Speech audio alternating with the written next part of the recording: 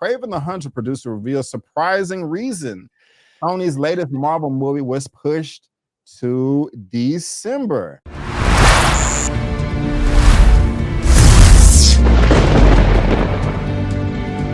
I know we are all excited about Deadpool and Wolverine. That's obvious. That is obvious. That is obvious. But Warren, there is another film that's coming out. It got moved from August or October to July. I know you're looking more forward to this than you are Deadpool and Wolverine. Ooh. Sony Pictures, man, they just be dropping them gems with their releases. Their Spider-Man universe is like the best in the world. Scorsese's like, this is what cinema is, right? Yeah. Guys, it's in film school. We're just serious. No, I'm joking. But guys, this is topic number 1 coming from comicbookmovie.com. And they say Kraven the Hunter producer reveals surprising reason Sony's latest Marvel movie was pushed to December. I don't know. When I first heard this, I thought, Warren, that they didn't have faith in the film, but apparently that's not the case. So let's see what they're talking about. Following the news that Kraven the Hunter has been pushed back to December after originally being scheduled for an October 23rd release, one of the movie's producers has shared the reason for the delay. And actually, but before we get into that, man, just your 2 cents. How are you feeling about the Sony Spider-Man left universe? Is it the best? Is it the worst? Is it somewhere in the middle? Because honestly, I thought the first Venom movie was not that bad. Venom 2 sucked. Madam Web was trash. Where you at on that? I think Venom is really the only thing they've ever had going for them. Mm-hmm. And it's kind of funny the way you stated that. You're like, I didn't think Venom 1 was that bad. Which is, you didn't say like, I thought Venom 1 was amazing, right? And I actually did like Venom 1. I didn't mind Venom 2. I was entertained. I'm not saying it was like a great movie. I was entertained. But everything else that they've done, I've just kind of been like, this is not like, it's not good. And then I will specifically say all of the stuff Dakota Johnson said about Sony was like super revealing about how they view not only their franchise, but also the audience that views their franchise. It just seems like they just have like no idea what we want, what people want. And they just don't seem like they know what they're doing. Yo, woof woof, Aaron. I see that pop up in the chat there. I want to acknowledge it. But yeah. I just don't, I feel like Sony there's just such a disconnect. Yeah. And if the same people continue to make the movies, it just will fail over and over and over again. And with Kraven, I think the surprise was like whatever that title was, right? The surprising reason. I think the surprise is honestly to me is that they think that we're gonna buy the reason that they said that they're moving it. I don't buy it, but we'll get to that, I'm sure. But overall, the state of Sony, I've said this in a few videos, they're just making movies to fulfill their contract obligation to maintain the character rights. They're not really putting a lot of effort into them right now. At least it's how I view it. Of course, I'm not there. I'm not in the studio, right? I'm nobody to Sony. But that's how I view it because they're not good. And the trailers for Madam Web were super misleading. So I'm like, I don't have any faith, just to be perfectly honest. After Venom 3, which like we don't even know how that's going to be, but after that, I don't really have faith. I will say Kraven did look pretty entertaining. At least it looked cool in the trailer, but just based on their track record, I don't have faith. Same here, man. Same here. So now it didn't have any competition in its first release date, but now it's going up against Lord of the Rings, Sonic the Hedgehog, and Mufasa. And they're just slitting their own wrist, in my opinion. But the producer Max Holman, he said this is what he said right here. Kraven moved to Christmas because we're excited about it, and Christmas is the best release period there is when you get people with time to go back to the movies over and over again. That was a real reflection of how the studio felt about the movie, he adds. We're really excited, but that's a great move that reflects just the feeling about this movie. I think. Can I say something real quick? Of course, go ahead. I feel like whenever you have to clarify that something was a real reaction, it wasn't a real reaction, but that's whatever. Can't continue. I agree. I think there was something unique about this character and something grounded. Aaron Taylor Johnson recently said of what drew him to the role. We've all had enough of seeing certain studio films, a certain kind of pop culture, where they're churning out stuff that dilutes wanting to go to the cinema. I wouldn't have signed onto it if I felt there bring some wasn't something to really bring to life with this character.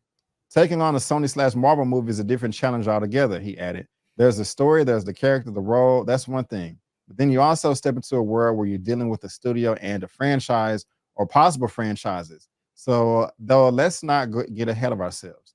So, they're rolling the dice on me in a sense, which is a lovely thing. But you got to appease the studio, please the audience, and do what's dignified for you as an actor. I find all of that super challenging. And this is being directed by J.C. Chander, who I think I saw a couple of his films, but again, like you, man, this doesn't give me any faith at all. I don't know. I really wish I could have been in that pitch meeting with Aaron Taylor Johnson on what they promised him and what this possibly looked like. But this, I'm not saying I want it to fail, but I definitely wouldn't care if it did. If it does fail, which it may, because the trailers didn't look horrible. That increases the chance of the rights eventually going back to Marvel Disney. But do these comments make you feel any type of way, my guy? Yeah, I'm sorry. I actually not sorry. I just don't buy into any of it. I really don't. I think it's been changed so much. I think, I don't think they have a lot of faith in the movie, to be perfectly honest. I don't really know what they're doing with this release change. Like you said, it was uncontested before. Like there was no competition. Right. It's got some a Lord of the Rings movie. Right. And then I don't care what people think of like the Sonic movies, whether they think they're fantastic or not. Like people actually do love them though. Like there's a big audience for these Sonic movies, right? And they're gonna I think they're gonna get crushed. One, because Kraven is not. This is the biggest mistake I think Sony makes. They think that these other sub Spider-Man characters are like the same level of fame as Spider-Man. Like people don't really know who Kraven is. If you're not really in that comic fandom, you probably don't know who Kraven is. Whereas like everybody knows who Spider-Man is, even if you don't read comics, even if you never watch the show, right? You've seen Tobey Maguire Spider-Man somewhere. You've seen Superman. You've seen Batman. Like that's not the deal with Kraven, right? Yeah. So I don't know. My biggest thing, honestly, is like I don't know what they're pitching to these actors, because Dakota Johnson almost made it sound like she thought she was going to be in the MCU. Same thing with Sydney Sweeney. Mm-hmm. So I feel really bad because I actually really like Aaron Taylor Johnson. Me too. I don't want the movie to fail because I don't wish bad ill upon anybody, but it's kind of like you said, I could do, because I think eventually if Sony just has fail after fail after fail, maybe they won't give the rights back to Marvel, but they'll license them to them like they did Spider-Man, and then they could all just be in the MCU. Like, yeah, they had three stingers in a row: Venom 2, Madam Web, and Morbius. Mm-hmm. Were all not good.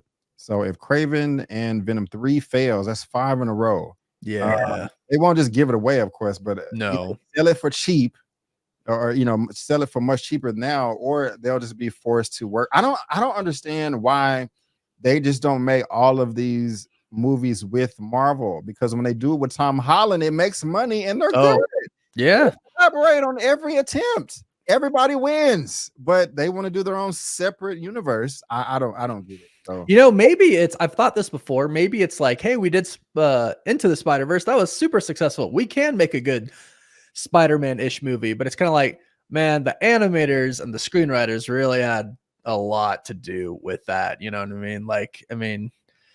But I don't know. I don't like know anybody there at Sony, like besides like the publicist people and stuff, right? I don't know the creators and stuff, but in my mind, or the executives, but in my mind, greed, they don't want to give them away. But in my like imagination, really, I think like, do you know the story of like how we got Tom Holland Spider-Man? They were going to do the third Amazing Spider-Man, but then Kevin Feige met with Amy Pascal, and he was like, it's not going to work. You're not going to make it work.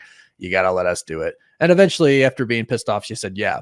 And I feel like Kevin Feige needs to step in again and be like, look, it's just not working at all with anything you're doing. Just let us do it and make the money from that. Yeah, yeah. I'm still really annoyed that I don't know if this is true. Is it Tom Rothman, the big guy over at Sony? Yeah. It was like he wants to do another multiverse with Andrew and Toby, but Kevin wants to do a more grounded, please go with the grounded route. That's how the last Spider-Man ended anyway, with him making his own suit. I was like, yes, but I think they have that clause where they have to have an MCU person in them in the film as well. I don't know. I'm frustrated about it. But hopefully they learn their lesson. We'll see. But they're really frustrating me right now. Yeah, for sure. Me too. Yeah. Too much pride. But guys, let us know in the chat whether you're watching this via live or on the replay, what you think about this move. If you think it's good, if you think it's bad, if you don't care at all, let us know in the comment section below. We are dying to know. We are dying to know.